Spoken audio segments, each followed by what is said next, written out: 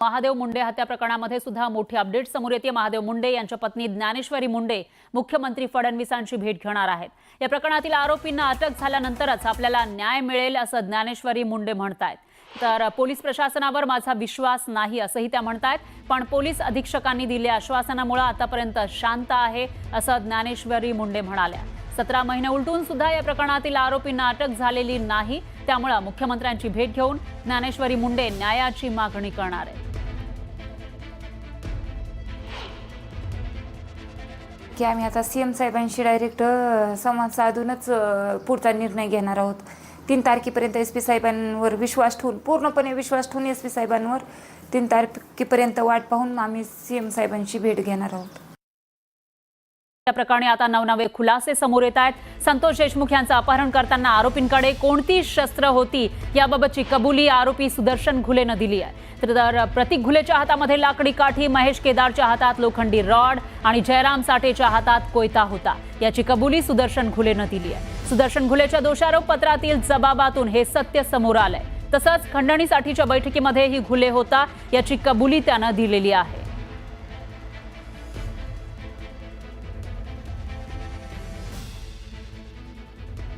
तर सरपंच संतोष देशमुख हत्या प्रकरणामध्ये आता नवीन माहिती समोर आलेली आहे।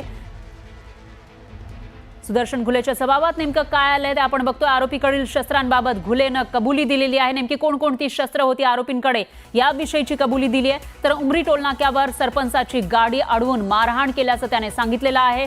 सुदर्शन घुलेच्या जबाबातून नेमकं काय समोर आले ते आपण बघतोय। खंडणीच्या बैठकीमध्ये कराडसोबत घुले सुद्धा होता अशी ही माहिती त्याच्या जबाबातून समोर आली आहे। कराडच्या परळीमधील जगमित्र ऑफिसमध्ये याविषयीची बैठक झालेली होती आणि 2 कोटी द्या अन्यथा काम बंद करण्याचा इशारा याच बैठकीमध्ये कराडनं आणि त्याच्या साथीदारांनी, त्याच्या गँगनं दिला होता अशी माहिती आहे। आरोपीकडील शस्त्रांबाबत घुलेनं कबुली दिली आहे। तर सरपंच संतोष देशमुख हत्या प्रकरणी आता नवी माहिती समोर आली आहे। आरोपी जयराम साठेच्या जबाबात सुग्रीव कराडचा उल्लेख करण्यात आल्याची माहिती आहे। तर सुग्रीव कराडच्या सांगण्यावरून देशमुख यांनी सुदर्शन घुलेला मारहाण केली होती आणि या मारहाणीमुळे वाल्मिक कराडची बदनामी झाली। कराडनं घुलेला बदनामीचा बदला घ्यायला सांगितलं असा जबाबात उल्लेख आहे।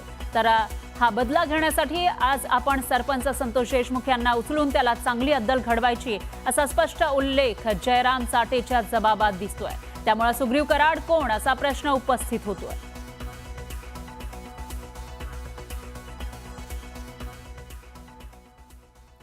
तर दुसरीकडे